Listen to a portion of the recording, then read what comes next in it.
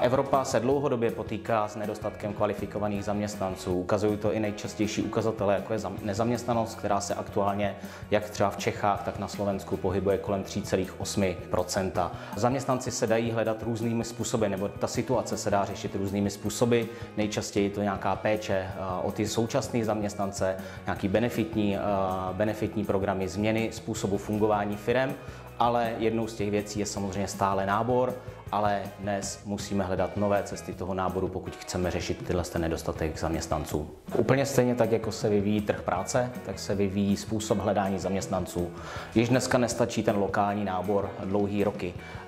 Již před několika lety se změnili ten způsob toho náboru, zaměřili jsme se na země Evropy, kde jsme měli konkurenceschopné mzdy, nebo respektive mzdy jsme měli vyšší, kde byl dostatek těchto zaměstnanců. Poslední roky ale tady narážíme čím dál tím na větší bariéry, a to zejména z pohledu toho nedostatku těch lidí již na tom trhu. Ty trhy jsou vyčerpaný, zároveň mzdy v těch zemích rostou a musíme hledat další cesty. Náš trh čelí v současné době mnoha výzvám z důvodu nízké nezaměstnanosti a nedostatku pracovních sil, hlavně na odborné výrobní pozice.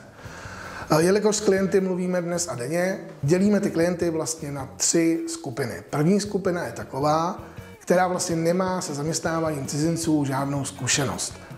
Ve druhé skupině máme firmy, které v minulosti už nějaké cizince nabíraly, ale jsou to cizinci většinou ze zemí, jako je Rumunsko, Polsko, Slovensko, případně i non-EU zemí, jako je Srbsko či Makedonie. Nicméně v současné době tyto země už nejsou tolik zájmu našich klientů z důvodu toho, že ani v těch zemích už zdroje zaměstnanců nejsou, případně jejich zájem pracovat na českém či slovenském trhu značně opadl i z důvodu otevření celého evropského trhu. Ve třetí skupině potom máme firmy, které už s cizinci z tzv. Non-EU zemí pracují dlouhodobě, mají s nimi pozitivní, mnohdy i negativní zkušenosti. Nicméně je to jediná cesta, jak tyto zaměstnance dnes do firem umístit.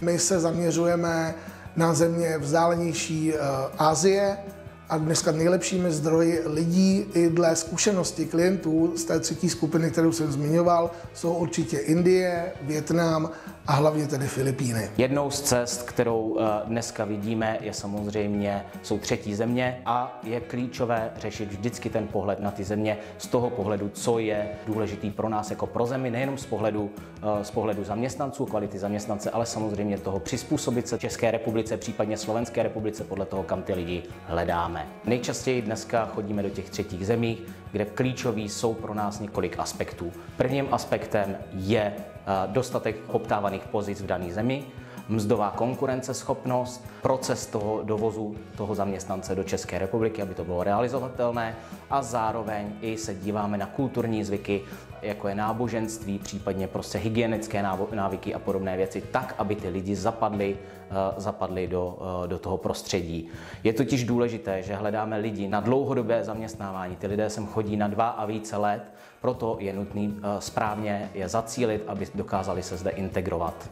Mnoho zemí, na které máme požadavky, první fázi napadá mě Kazachstán, Uzbekistán, Turkmenistán, případně dnes do České republiky i Vietnam, Indonésie, Srí Lanka. Každá ta země má nějaké ale, proč třeba není úplně vhodné zaměstnance z těchto zemí brát. Napadá mě k tomu třeba ještě Indie. Vždy narážíme na několik aspektů, které o tom rozhodují. První a nejdůležitější je vyřízení pracovního víza, případně kvóty pro tyto vyřízení do České republiky. Většina zemí Blízkého východu, Kazachstán, Uzbekistán, Turkmenistán mají tak nízké kvóty anebo tak dlouhé vyřízení vízového procesu, že to není pro naše klienty atraktivní. Na druhou stranu, když se bavíme třeba o Indii, Indonésii, narážíme zde na kulturní a hygienické rozdíly takového rázu, že spousta klientů spíše poté řeší integraci zaměstnanců mimo zaměstnání než samotné jejich pracovní výkony. Je potřeba výběr dané země a lokality opravdu brát komplexně, přemýšlet o tom a poslouchat i názvy lidí, kteří do těch zemí jezdí, případně klientů, kteří ty zaměstnance už z těchto zemí mají, aby člověk neslyšel jenom to A, jak je to super zaměstnanec, ale i to B, co všechno obnáší takové lidi přivést, zaměstnat a dlouhodobě s nimi spolupracovat. Jako nejkvalitnější zdroj pro český i slovenský trh v současné době ze zemí non-EU se jednoznačně nabízejí Filipíny. Pro mnoho zemí je tato země exotická, je na druhé straně světa. Na druhou stranu já z osobní zkušenosti a po několika kolech náborů musím říct, že ta země je naopak nám velmi blízká.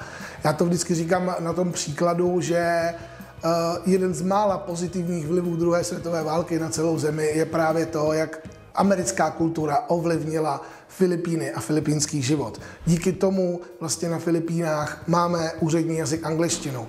I z hlediska stravování, hygieny a kultury je nám to vlastně daleko bližší. Nejčastěji konzumovaným masem na Filipínách je kuře a vepřové, nikoli ryby, jak by si člověk představil u ostrovního státu. A nedílnou součástí toho je, že Filipínci mají více než 100 milionů obyvatel. Filipínci jsou dlouhodobě zvyklí jezdit za prací do zahraničí, je to vlastně jejich takzvaný národní sport už desítky let a i z toho důvodu je to vhodný zdroj výborně pracujících a loajálních zaměstnanců. Kvota na Filipíny je pro Českou republiku pro letošní rok 10 000 zaměstnanců. Je to dostatečný počet na to, aby se naplnily všechny požadavky klientů jako takových. Co se týká toho samotného procesu od podání žádosti o zaměstnaneckou kartu, případně o pracovní vízum na Slovensku, ať se bavíme o obou zemích, je vyřízení do 6 měsíců. Do 6 měsíců vám filipínský zaměstnanec nastoupí do práce. Co se týká vízového procesu jako takového, my v rámci našeho týmu nabízíme veškerý servis, což znamená opravdu vás vedeme za ručičku krok za krokem, když je potřeba nějaký dokument od vás, řekneme vám to včas předem, aby všechno zapadlo tak, jak má a na konci nastoupil zkušený zaměstnanec do práce a všechny strany byly spokojené. K tomu nabízíme samozřejmě i after sales service, my tomu říkáme Mama Care, kdy se o ty lidi jsme schopni postarat i po příjezdu a doporučujeme to, protože náš tým zkušených koordinátorů opravdu umí o ty lidi se postarat v začátku, vzít je na lékařskou prohlídku, ukázat jim okolí, vzít je do obchodu. Co se týká letošního roku, my jako Manuvie už vlastně plánujeme 3. kolo náborů. Z minulých 2 kol náborů jsme nabrali řádově 250 zaměstnanců, celkově jsme jich potkali skoro 600. Ten výběr je obrovský, nicméně na druhou stranu ta kvalita kandidátů a chuť a vůle pracovat, přijet, dělat přes časy a dlouhodobě pracovat v Evropě je obrovská, protože Evropa a Evropská unie, Čechy, Slovensko, pro ně znamenají stabilitu. Jeden Filipínec dokáže z naší průměrné mzdy uživit celou rodinu a to znamená celou širší rodinu. Nejenom manželku a děti, ale i prarodiče, rodiče, případně bratra. A filipínská ekonomika jim na Filipínách neumožňuje tyto peníze si nikdy vydělat.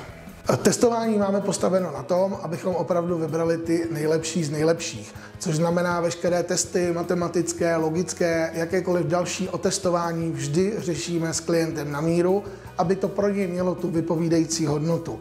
Ze zkušenosti z trhu víme, že ty testy na Filipínách jsou dneska řádově o 50% těžší a náročnější, než které klient dává nově nalezeným lidem v rámci lokálu, lokálního náboru a tak dále, protože na tom našem trhu už prostě žádní zaměstnanci nejsou a musel tomu povolit úzdu. Rád bych uvedl jeden konkrétní příklad klienta.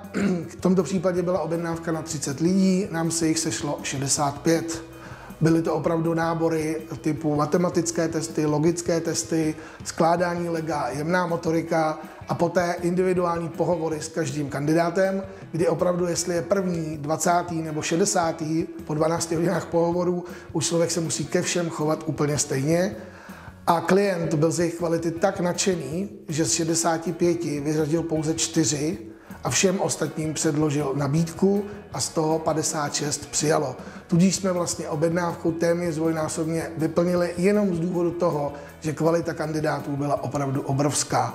a vlastně děje se nám to vždy. Nikdy se nám nestane to, že by nám přišlo méně než 200% toho, co je objednáno na výběrové řízení a klient má spíše problémy s tím vybrat si z té obrovské kvality ty správné kandidáty. Případně, jak se nám už taky stalo, ještě po měsíci, po 2 ze zbývajících zamítnutých pošle další objednávku na nějaké procento lidí, protože zjistili, že tu potřebu mají daleko větší. Nicméně, proč vám to budu říkat já? Já si myslím, že by vám to měli sdělit a říct přímo ti daní kandidáti, kteří už přijeli, případně i zástupci našeho klienta, protože máme první lidi už v pracovním procesu, už dorazili ke klientovi na Slovensko, všechno běží tak, jak má a všichni jsou spokojení. Podívejte se na to. Definitely, I will recommend Manuvia because they are an international recruitment that will help you to have a permanent job and help you for everything you need. They also handle their people with care. On behalf of Batch 2, we would like to say thank you and we wish you all the best. We hope that you can help lots of people to have better opportunity here in Slovakia. The work after the first day by assessing various factors such as motivation, quality of work, time management, and communication, things started off well at this job from day one. The company was pretty organized in terms of being ready for new hires. Slovakia gives a good opportunity for career development, accompanied by great and affordable social life, and their amazing mountains, historical towns, castles, remarkable natural sights, and rich cultural heritage. People are friendly and it's safe to live here in Slovakia. K tomu, aby člověk pochopil, jak moc důležitá ta práce pro Filipínce je, si to musíte opravdu zažít. Proto já všem našim klientům opravdu doporučuji, aby s námi na to výběrové řízení jeli, aby poznali tu kulturu, aby viděli lidi na místě. To, jak je to důležitý a jak ty lidi jsou entuziastičtí a hrozně tu práci chtějí, jsme zjistili na posledním výběrovém řízení, kdy vlastně po napsání matematických a logických testů proběhne jejich vyhodnocení a řádově 5% lidí z toho vypadne. My toto oznamování neděláme individuálně, ale děláme to v rámci skupiny a já to vždycky přirovnávám k Československo má talent, kdy člověk v jedné ruce drží papír s těma, co prošli a s těma, kteří neprošli. Je samozřejmě smutné některým kandidátům říct, že bohužel dál nejdou, ale při přečtení posledního, který neprošel, vždy zbytek sálu vyskočil s frenetickým potleskem a s úlevou, že jsou dál v možnosti získat práci v zahraničí. Opravdu člověku v tu chvíli vyráží až slzy, běhá mráz po zádech, protože v tu chvíli pochopíte, že ty lidi opravdu tu práci potřebují a udělají tady, aby si ji udrželi maximum. Víme, že i ta ekonomická nákladnost při výzce Filipínce není zadarmo, je to náročné, je to časově náročné. Na druhou stranu dostáváte kvalitního zaměstnance, který bude chtít pracovat přes časy, potřebuje zabezpečit rodinu, bude chtít chodit do práce a v nedílnou součástí je i to, že jak máme zpětnou vazbu z trhu, tak Filipínci pozitivně zvedají pracovní morálku lokálních zaměstnanců. Je to opravdu dané, že jak Slováci, tak Češi chtějí potom pracovat víc, chodí na přesčasy, protože vidí jednoduše, že to jde. Filipínec chce tady vydělat peníze, chce podpořit svoji rodinu, mzdou na Filipínách by se na to v životě nedostal, proto chce přijet do Čech nebo na Slovensko, proto chce tady pracovat a vždy vám odpoví, že tady chce být dlouhodobě.